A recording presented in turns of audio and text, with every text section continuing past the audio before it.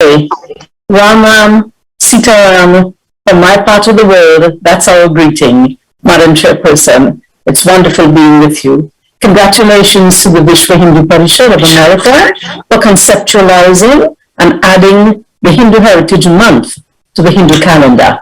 It's a great opportunity to assert our identity that has been subsumed in an amorphous Asian identity, or equated with the narrowness of a religious identity, one book and a set of rules to follow, characteristic of the Abrahamic religions. We are not that.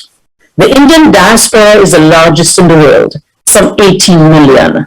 Hindu Heritage Day is an opportunity to connect across the world, to see and hear the diverse expressions of Dharma by our sisters and brothers in India, the descendants in the diaspora, and those who have converted into the fold.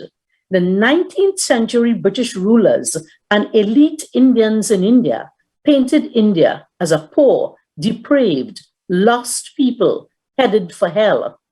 Our women were oppressed and needed to be free of the Hindu male.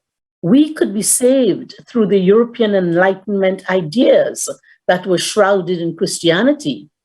Hindu men and women, that's what they told us. But we know that Hindu men and women share a healthy, complementary union as Shiva and Shakti.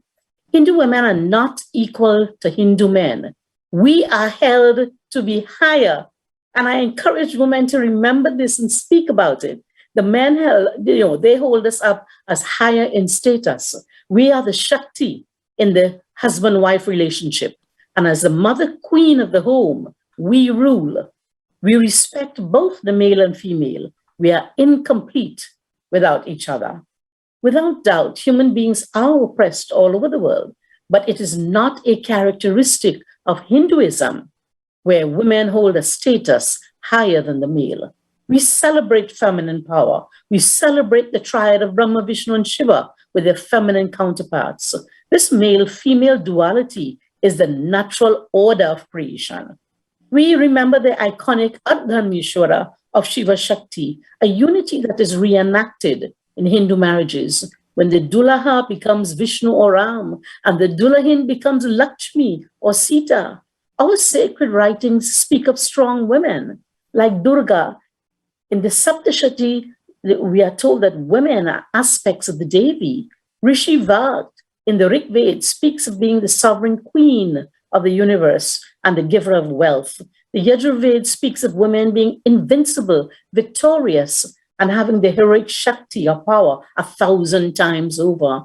Artists have celebrated the mother goddess as a giver of life, as a nurturer, companion to the male, overseer of the tribe, and maintainer of the equilibrium in social and cosmic life. When she loses balance, as indicated by Kali in her ferocious manifestation, then creation itself is threatened.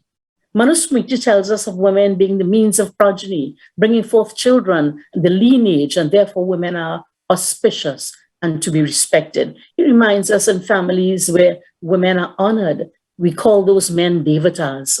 Where women are not honored, that family never sees happiness.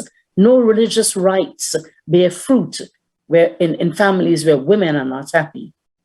And there's rapid destruction of families where women suffer. We can never forget a Shabari, a Sita Mata, a Kunti, Draupadi, Mandorari, Ahilya, Damayanti, Savitri, Mirabai, Jhansi Ki Rani, Anandamai, Rani Durgavati, and so many others.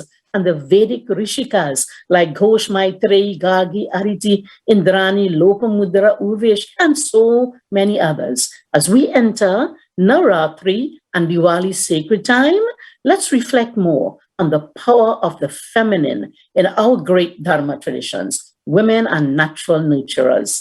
Let's nurture the children so they continue the lineage of the ancestors and our rich, ancient, and noble Dharma traditions across space and time. Om Namaste. Ram Ram Sitaram.